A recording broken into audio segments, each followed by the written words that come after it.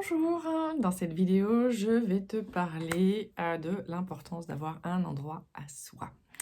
Je m'appelle Eliade Wettstein d'été, je suis coach de vie et j'accompagne les personnes qui ont les maladies des TCA à pouvoir leur dire merci et au revoir. Et aujourd'hui, je vais te parler donc d'avoir l'importance d'avoir un endroit à toi, un endroit où tu te sens bien, que ce soit pour travailler ou pour, te détendre ou pour être chez toi. En tout cas, un endroit où tu sens que tu es en sécurité. Déjà à l'extérieur, mais après tu pourras créer un endroit en sécurité à l'intérieur. Mais ça, est-ce que je vais en parler dans cette vidéo? On verra, on verra. Hem, tout ça pour te dire, que c'est important d'avoir des endroits à ressources. En fait, des endroits où tu sais que tu vas être tranquille, que justement tu peux revenir en fait dans ton énergie à toi, en se coupant en fait de l'énergie des autres. Parce que si tu es boulimique, anorexique, hyperphagique, autant te dire que tu es hypersensible et que tu, captes les énergies de tout le monde en permanence, en tout cas que tu es branché, connecté aux autres et à te sentir happé en fait par, les énergies, les envies, les besoins, des autres. Et du coup, tu as besoin de revenir à toi pour être à nouveau juste toi, savoir ce dont tu as besoin, ce dont tu as envie toi, et de pas être tout le temps en fait au service des autres, à tout le temps, vouloir, répondre en fait et ou te coller, t'adapter aux besoins des autres. Mais donc tu as besoin de couper ça et de revenir à l'intérieur de toi. J'ai plein d'infos qui passent en même temps, donc il va falloir que je me concentre et que je fasse vraiment le tri. Alors déjà, je voulais vous parler de mes cheveux parce que ce matin, ils se sont, voilà, ils font que ce qu'ils veulent, hein. Mes cheveux, ils ont une vie, propre, et donc aujourd'hui, bah, ils sont tout gonflés et tout voilà. Donc voilà, hop, une fois que je vous ai parlé de ça, je peux passer à autre chose parce que ça me ça me fait, ça me bah, ça arrêtait pas de me passer dans la tête, donc voilà. Aimez vos cheveux, peu importe comment ils sont, s'ils mènent leur propre vie comme les miens, et ben, aimez-les. Et si vous êtes doué avec votre cheveux et vos cheveux et que vous arrivez à en faire quelque chose, ben, vous avez de la chance. Mais de toute façon, voilà, acceptez vos cheveux comme ils sont parce que de toute façon, c'est qu'à partir du moment alors là, je digresse complètement, mais peut-être pas tant que ça. Aimez vos cheveux comme ils sont, c'est un peu une image en fait de aimez-vous comme vous êtes, mais vos cheveux sont quelque chose de plus, visible et sur lesquels on peut avoir un peu plus la main. Aimez vos cheveux comme ils sont, et si vraiment ils vous dérangent, déjà acceptez-les comme ils sont.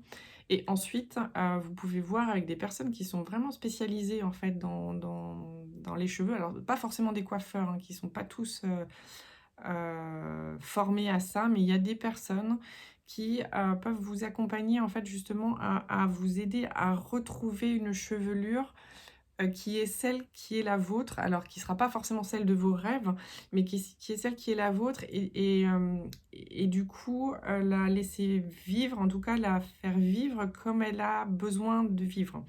Et souvent, il y a des produits à changer bien sûr, de l'alimentation peut-être, hein, mais pas que. Ça peut vraiment être en extérieur.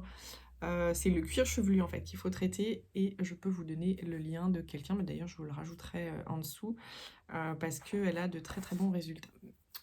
OK, je reviens à ce que je voulais dire, que j'ai perdu le fil.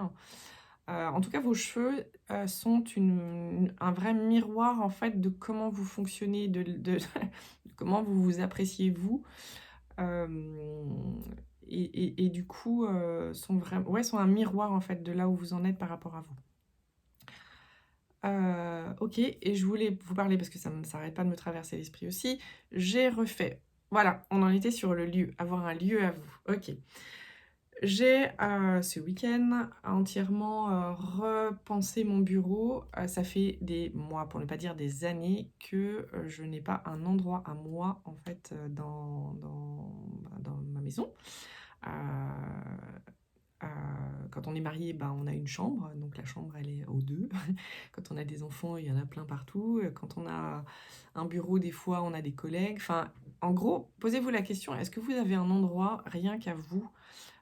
Dans votre habitation, dans votre travail? Est-ce que vous avez un endroit, que ce soit chez vous ou à l'extérieur, où vous savez qui vous, nourrit, qui vous détend, où vous pouvez aller vous exprimer, où vous pouvez vivre ce que vous avez besoin de vivre en fait, mais vraiment de vous retrouver vous avec vous-même. Alors, pour vous dire que moi, du coup, ce bureau, en fait, c'était le bureau de mon mari avant, que j'ai gardé tel quel, même si j'ai évacué ses affaires, j'ai mis les miennes, et puis en plus on l'a un peu bourré cette pièce-là, parce que c'est la pièce où on met tout quand je loue ma maison en Airbnb. Je vous raconte toute ma vie hein, aujourd'hui. Et du coup, c'est une pièce fourre-tout, complètement impersonnelle, vraiment imprégnée en fait de mon ex-mari, et qui pourtant est une pièce en fait dans la maison que j'ai décidé de faire mon bureau, plutôt que de voyager entre le salon, ma chambre, une autre chambre, enfin, voilà, et que je bascule mon ordi, mes lumières, mes carnets, mes cahiers, enfin tout mon matos. C'est un peu le bazar. Ce week-end, j'ai décidé, parce que ça fait donc 3 ans que tout le monde me dit: «Eliette, crée-toi un endroit pour travailler». J'ai donc arraché tout le papier peint, j'ai repeint en blanc. Alors c'est très basique, j'ai fait ça, c'est pas du travail de pro, mais en tout cas ça fait propre, et net. J'ai rattaché mon tapis ramené du Pérou. Mon entreprise s'appelle Féminin Pluriel, autant voir que toutes ces Pachamama me représentent beaucoup, j'aime beaucoup ces couleurs, et voilà. Donc toute la pièce n'est pas faite, mais au moins à la vidéo, et moi je m'y sens bien parce que, vidée d'une certaine énergie qui ne me convenait plus, qui ne me convient pas, qui n'était pas moi, et j'ai remis la mienne. Et donc cet endroit, même s'il n'est pas encore tout fini, qu'il n'est pas encore tout, peaufiné, est beaucoup plus agréable, et j'ai beaucoup de plaisir en fait à y être, et à venir travailler, et du coup, être beaucoup plus focus, même si des fois je digresse et que je ne sais plus où j'en suis dans ce que je veux dire, mais en tout cas être plus focus sur ce que j'ai à faire, dans la journée, et pour mon travail, et pour d'ailleurs mes différentes activités. Heu, Ça, c'est pour l'aspect extérieur, mais en fait, on peut trouver cet aspect à l'intérieur de nous également.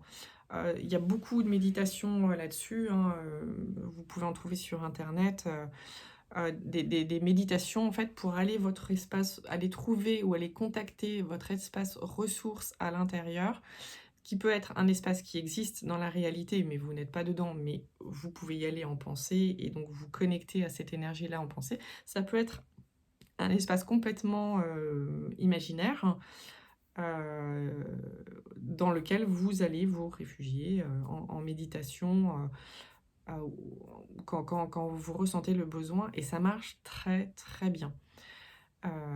Et donc ça fera l'objet, soit je ferai un atelier, soit, je ne sais pas encore sous quelle forme, mais déjà pour vous donner l'information et savoir si du coup vous en avez un, cet espace ressource, ou si vous avez besoin de le créer, si vous en avez un dans la réalité physique concrète, ou si vous en avez un à l'intérieur de vous. Et en tout cas, je ne peux que vous encourager à en trouver un déjà dans votre réalité. Et pour vous dire, moi, mon espace ressource intérieur, donc que j'y sois en vrai ou pas, mon espace ressource intérieur, c'est le sommet du mont Semnoz, au-dessus d'Annecy. Pour moi, c'est un endroit absolument magnifique. On a une vue à 360 degrés sur toutes les montagnes environnantes. On est face au Mont Blanc, quand on regarde côté, par-dessus le lac d'Annecy, en fait, et qu'on regarde en face. Donc il y a la Tournette et le Mont Blanc derrière. Et je sais pas pourquoi, cet endroit, en fait, me fait, me fait du bien, me recharge, parce que c'est tellement beau, en fait. C'est tellement beau et c'est tellement fort, en fait, cet esprit de la montagne. Si vous suivez un peu mes vidéos depuis un moment, vous savez que j'adore la montagne. Moi, c'est un endroit, alors j'en ai vu d'autres, hein, cet été, parce que à force de faire des sommets, et cetera, on en voit tellement des endroits qui sont magnifiques, mais le Semnoz, je lui suis fidèle, hein. C'est intelligent ou pas, j'en sais rien, mais reste cet endroit, en fait, qui pour moi est cet endroit ressource, vers lequel je peux aller pour, me poser, passer du temps, avoir cette vue qui me recharge, en fait. La vue, comme certains sont sensibles à la musique, j'y suis aussi, mais pas de la même manière que des paysages de montagne. On peut être sensible à la peinture, à l'art, et cetera. J'avoue que je suis pas très connaisseuse là-dessus.